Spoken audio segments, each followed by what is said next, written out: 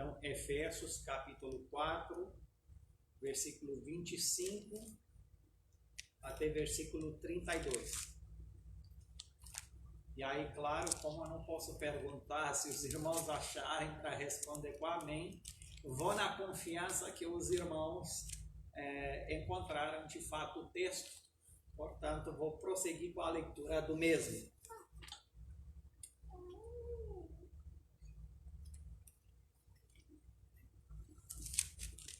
Por isso, deixando a mentira, fale cada um a verdade com seu próximo, porque somos membros uns dos outros.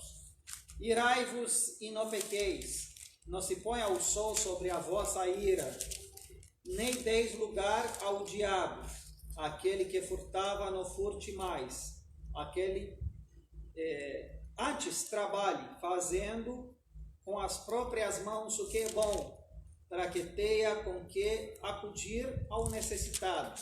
Não saia da vossa boca nenhuma palavra torpe, e se unicamente a que for boa para a edificação, conforme a necessidade, e assim transmita graça aos que ouvem. E não entristeçais o Espírito de Deus, no qual fostes selados para o dia da redenção. Longe de vós toda amargura, e colera, e ira, e gritaria, e blasfêmias, e bem assim toda a malícia. Antes, sejam para com outros benignos, compassivos, perdoando-vos uns aos outros, como também Deus em Cristo vos perdoou. E gostaria, meus irmãos, estender essa leitura para versículo 1 e 2 de capítulo 5, que me deixa acreditar que completa bem esse trecho que acabamos de ler. Seja, pois, imitadores de Deus, como filhos amados, e andai em amor, como também Cristo nos amou e se entregou a si mesmo por nós, como oferta e sacrifício a Deus, em aroma suave. Amém. Meus amados, esse capítulo, como nós já falamos em outros domingos, principalmente a última parte de versículo 17, ele nos mostra como nós devemos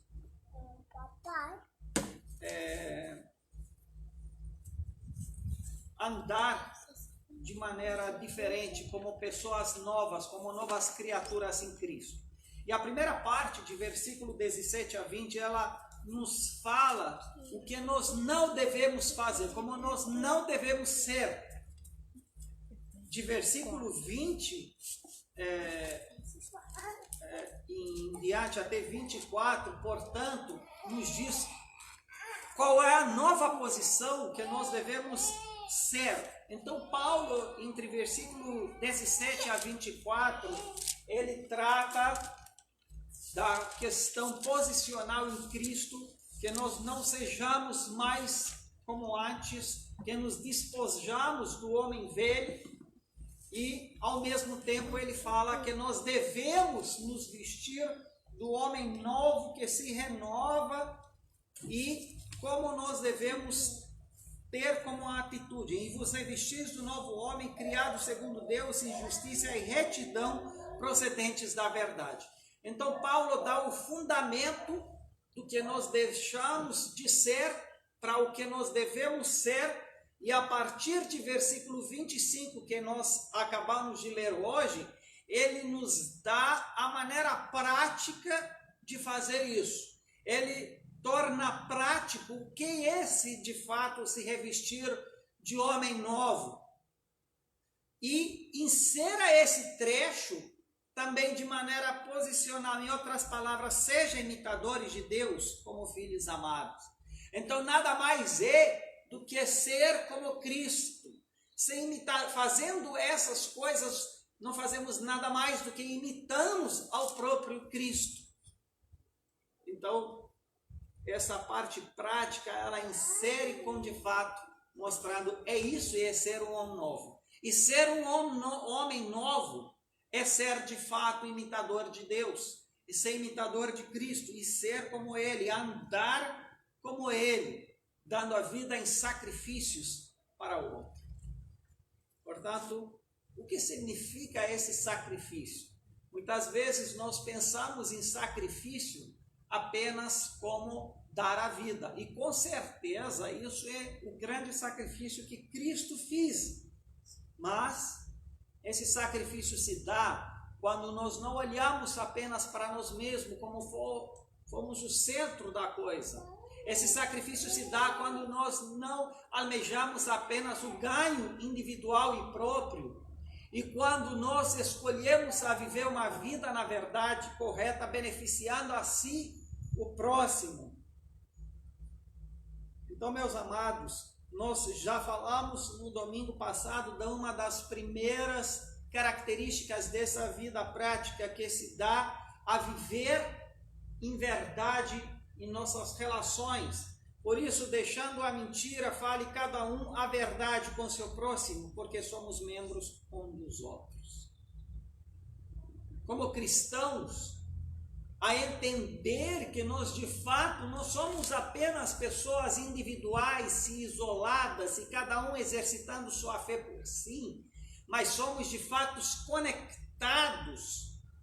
E então é preciso que nós colaboramos e vivemos entendendo a necessidade um de outro e entendemos que o bem-estar do nosso próximo tem implicações no nosso próprio bem-estar, porque somos um corpo só. Então, devemos agir em verdade, em benefício um dos outros. Somos membros um de outros. Nós não podemos agir contrários a isso. Mentindo ou prejudicando os nossos irmãos, de fato prejudicamos a nós mesmos. Fazemos isso contra nós mesmos, mesmo quando tem a aparência que nós temos talvez algum ganho. Mas é claro que essa convivência, na verdade, ela não está limitada apenas às relações entre os irmãos, entre o corpo de Cristo, mas devemos viver a verdade em relação a todas as pessoas. E falamos nós, por ora, domingo passado, que deixar a mentira e falar a verdade não se refere apenas aos enunciamentos que nós falamos, que nós dizemos, não se refere apenas às falas em si, a emitir a verdade, ou ser coerente com a realidade verdadeira, mas se refere ao trato como um tudo. E precisamos de ser verdade, não escondendo, ser realísticas em nossas respostas, ser transparentes em nossas relações, poder de fato falar abertamente numa relação de confiança da nossa realidade e dar a chance de suportar o fardo um dos outros, orar verdadeiramente pelas verdadeiras necessidades um de outros. As implicações de dizer a verdade não é apenas enunciar frases que são corretas em si, mas é muito mais do que isso. O intuito naquilo que se diz ser coerente com a realidade. Porque muitas vezes nós até podemos dizer frases que em si elas são corretas, no entanto, a maneira que são enunciadas, a maneira que dizemos e o contexto é de fato para esconder outra realidade ou para não ser coerente com a realidade ou não deixar as pessoas ver aquilo que nós não gostaríamos que elas vejam. Então, a falar a verdade, ela não se limita à fala em si, mas também à intenção, ao resultado da nossa fala, à intenção da nossa fala, o que nós queremos fazer outra pessoa a entender. Porque muitas vezes nós podemos dizer uma frase verdadeira, querendo com isso deixar uma pessoa entender uma mentira, no entanto. Talvez isso pareça uma contradição, mas isso pode acontecer. Mas como nós já tratamos de maneira bastante abrangente desse versículo domingo passado, eu gostaria que nós agora passamos adiante, já feito essa introdução, no versículo 26, onde diz: irai-vos e não pequei, não se ponha o sol sobre a vossa ira. Esse aqui é um assunto bastante delicado, porque a ira, faz parte das nossas emoções, das nossas reações a algo que nos incomoda, a algo que não é normal. E ela tem vários motivos que a provocam. E a pergunta que muitas vezes é feita: a ira é pecado? É lícito que o cristão ele se ira? Como nós podemos ter equilíbrio em falar disso? Primeiro, gostaria de dizer aos irmãos que ira é uma emoção. Ela diz algo, é uma emoção que nos avisa ou deixa entender que algo nos incomoda, que algo não está bom. E assim como a febre, é claro que você não se sente bem quando você tem febre e ela não é agradável em si. Porém, ela é uma reação do corpo que luta contra algo que não é normal dentro dele, contra um antivírus ou alguma coisa do tipo. Ela nos alerta, alguma coisa está errado e o corpo reage para se defender. Deus nos deu pela sua graça uma multitude de emoções para que assim nós podemos identificar as coisas saudáveis, não saudáveis, assim como o sorriso e a alegria é um sinal de algo positivo que acontece, assim também a tristeza, a ira, ela reflete algo negativo que está por vir, ou vem uma notícia infirme. Então, a ira como emoção, como sentimento em si, é uma dádiva que Deus nos deu. É uma dádiva que nos ajuda a reagir ao que não é justo, ao que não é verdadeiro. Então, a ira, ela faz parte do complexo emocional, sentimental com o qual Deus nos criou e nos deu para que pudemos assim viver de um modo equilibrado. Portanto, a ira em si, como sentimento, como emoção, ela não é pecado. Porém, a maneira que nos lidamos com a ira, ou o que deixamos como reações, como consequência da ira, isso se pode levar ao pecado.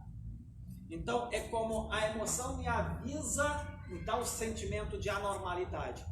E o que eu faço com isso, aí sim, pode ser ou não pecado. É por isso que se faz essa distinção nesse texto quando diz: irai-vos e não pequei. Em outras palavras, nós somos chamados a reagir ao que não é verdadeiro, nós reagimos ao que não é verdadeiro, porém, o aviso é: não peca. Você pode reagir, você pode identificar, porém não peca. Em outras palavras, a conscientização daquilo que está errado não nos dá, porém, o direito de agir de qualquer forma, não nos dá direito a transgredir a lei de Deus ou pecar. Irai-vos e não pequeis. Não reage de forma pecaminosa ou de forma contrária àquilo que a Bíblia ensina. Portanto, quando nós nos iramos, precisamos enxergar como a Bíblia trata aquela questão que provocou a nossa ira e a tratar correspondente às Escrituras, de não deixar esse sentimento afluir ou se fazer presente por muito tempo. É claro que, como a febre, por exemplo, eu não sou médico, eu posso ser contrariado mais fácil no meu exemplo, mas, ao meu entender, a febre, ela, de certa forma, é saudável quando se manifesta no sentido que ela é uma reação para combater o vírus ou aquilo que está errado, porém, uma febre alongada e contínua chega a ter danos colaterais, a prejudicar outros órgãos. Por isso ela precisa ser contida, no entanto. Então veja, esse sentimento ele é suficiente para nos alertar sobre aquilo que não está certo. Segundo passo, a Bíblia diz, não peca. Procure olhar nas Escrituras a maneira de se lidar com aquilo. Algo está errado, algo provocou a sua ira, alguém fez algo errado com você, tudo bem, tá certo que você identificou isso. Agora, cuidado com o que você vai fazer, como que você vai responder a isso.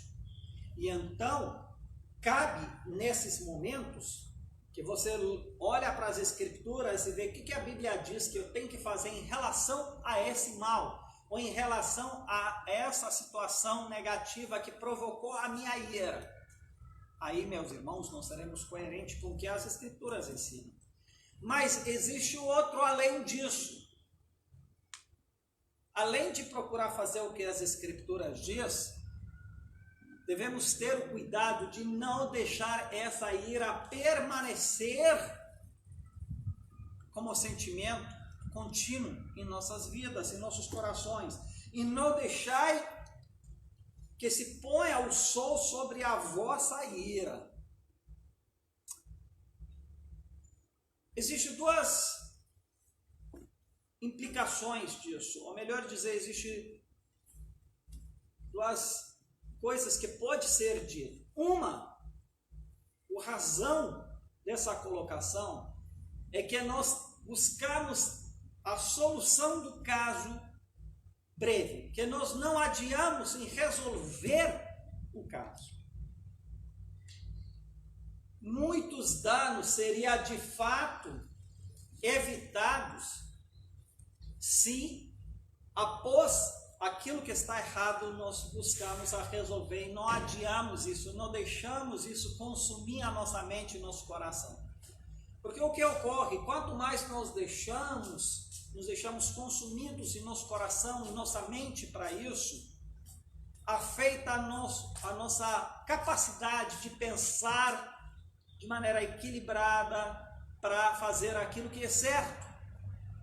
Logo vamos nutrir sentimentos de amargura, de vingança, qualquer outro sentimento que não seja conforme as Escrituras serem expressado. Portanto, meus amados, é uma questão de emergência. E assim como a febre, de fato, ela alerta de maneira emergente, algo está errado, tome uma decisão, não adia isso. Da mesma forma, a ira nos traz a emergência de tomar uma posição em resolver o caso. Não deixar para amanhã, não deixar se alastrar.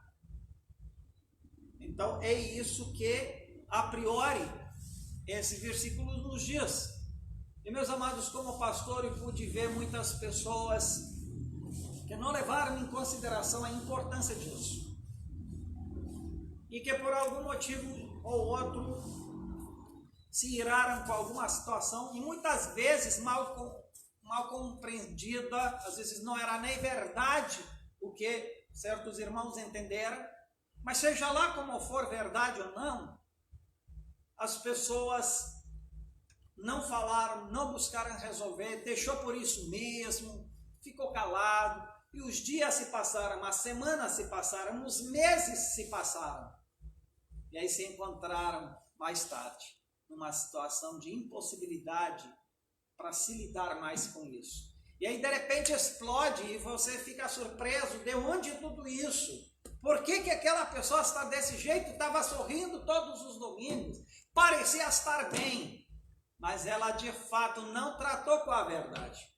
Ela de fato mentiu sobre a sua realidade. Ela enganou. E aí deixou até uma aparência que tudo estava bem, portanto ninguém se preocupou em mais nada. Mas de repente estoura e mostra que não estava tudo bem. E você se surpreende quando pergunta, mas o que ocorreu? E muitas vezes as pessoas remetem a meses atrás. E a pergunta é, por que chegou a esse ponto? Por que não resolveu antes? Porque foi preciso disso quando agora já prejudicou bastante. Alguns deixam de vir na igreja por uma questão fútil, Às vezes uma briga entre irmãos, apenas uma fala na raiva, às vezes uma fala mal compreendida, mas deixa desse jeito, se fecha em sua ira, e depois vê que isso captou todo o seu ser. E a pergunta que se faz, qual são os resultados disso? De que vale isso? Estragar todo o resto por causa de uma coisa que poderia ser resolvido num dia. Se nós atentamos para esse versículo, onde diz que não devemos deixar se pôr o sol sobre a nossa ira, mas nós deixamos. Por isso que nós tornamos o nosso coração, o nosso psíquico fraco, sensível, porque ira após iras alimenta o nosso ser sem ser resolvido. Então, meus amados, é uma alerta em não deixar que se leva muito tempo para se pôr, para resolver. É uma emergência para que nós resolvamos isso. Mas, como já disse, esse versículo nos mostra sobre a emergência de resolver, ao mesmo tempo,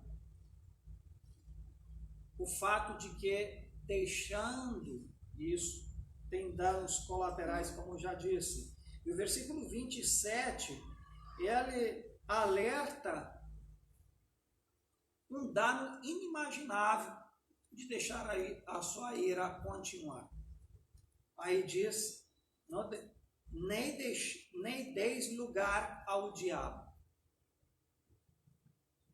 Esse enunciamento, ele é estritamente ligado ao versículo anterior.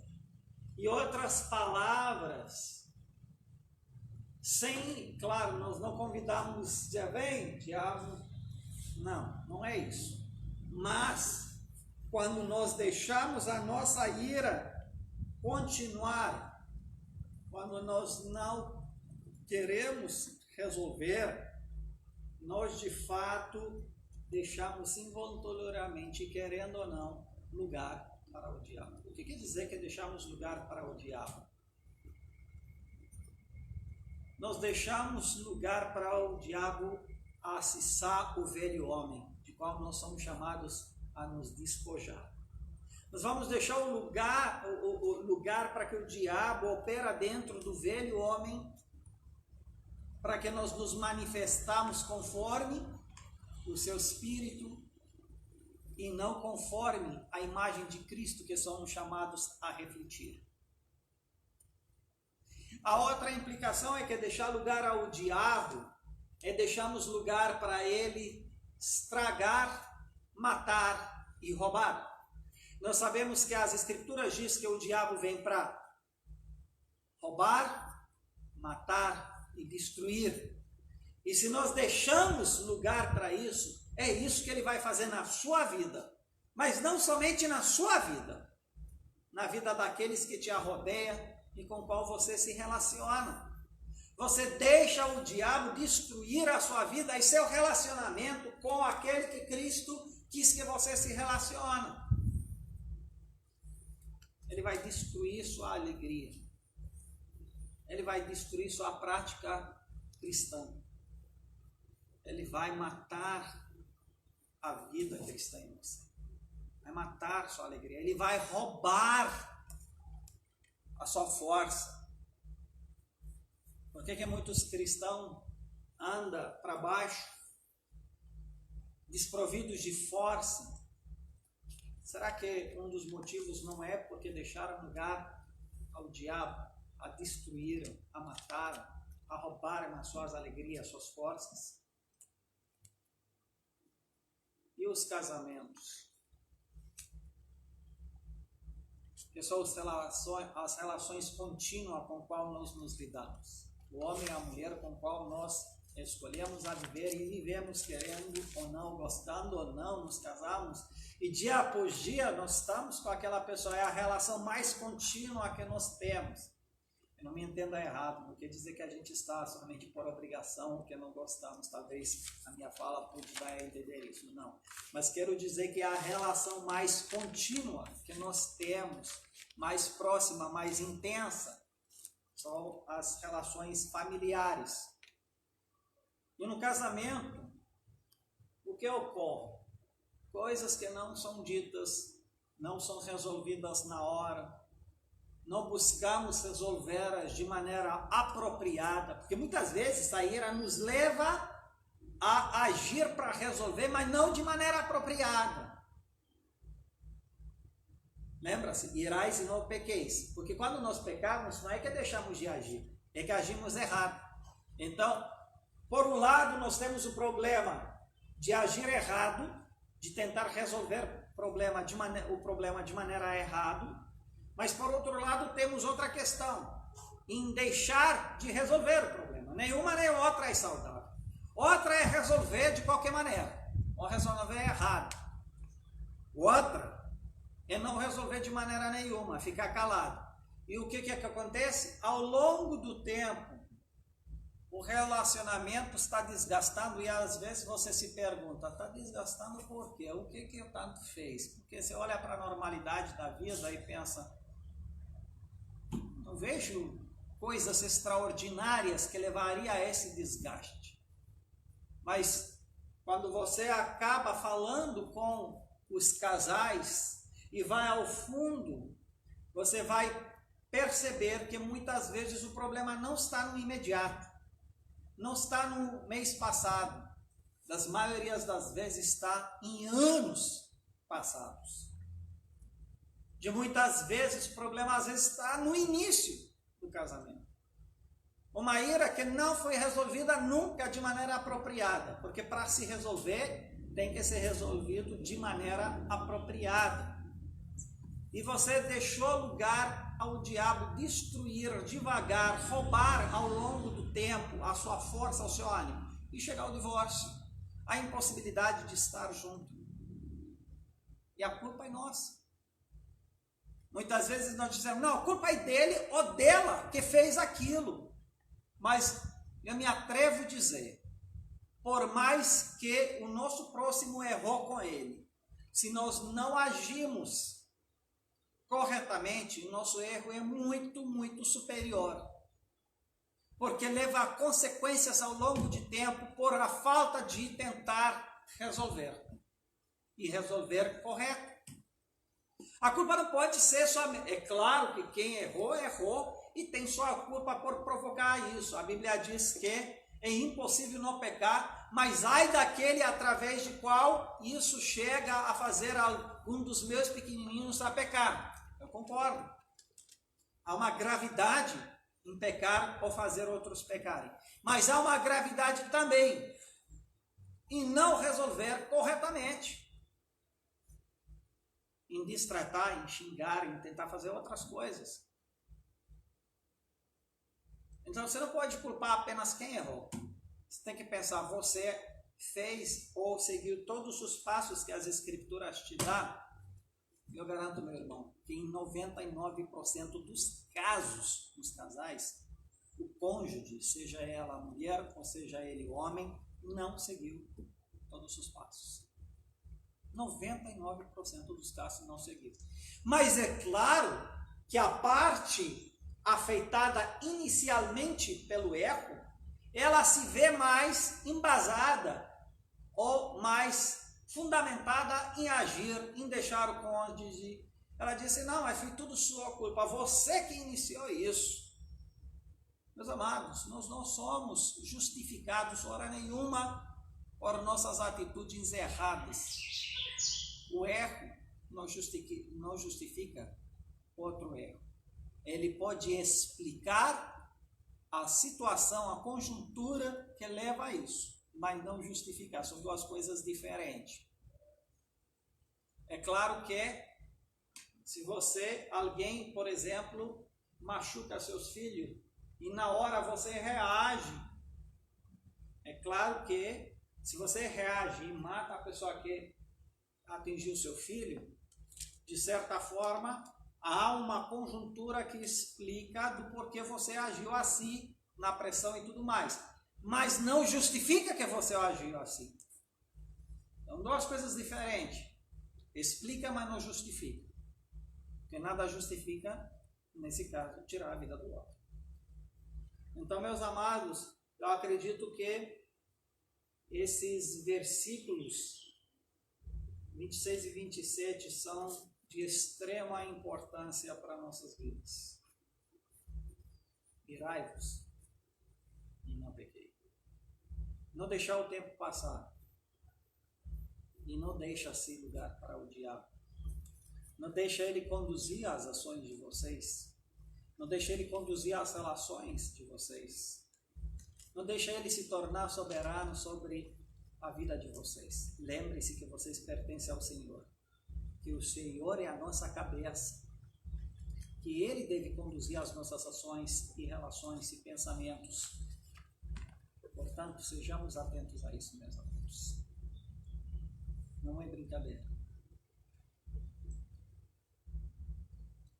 É interessante que nesses tempos que nós vivemos, onde o coronavírus se transformou ser o centro das atenções, o assunto principal, alguns se concentram em culpar um e o outro. Eu não estou dizendo que isso é verdade ou não. Afinal das contas, é difícil enxergar e dizer de forma absoluta o que provocou isso, se foi intencional ou não, se quem fez, o que fez. São suposições e eu não quero entrar nisso. Tanto faz, afinal das contas, nessa altura do campeonato. Mas nós temos a tendência de sempre culpar a outra pessoa.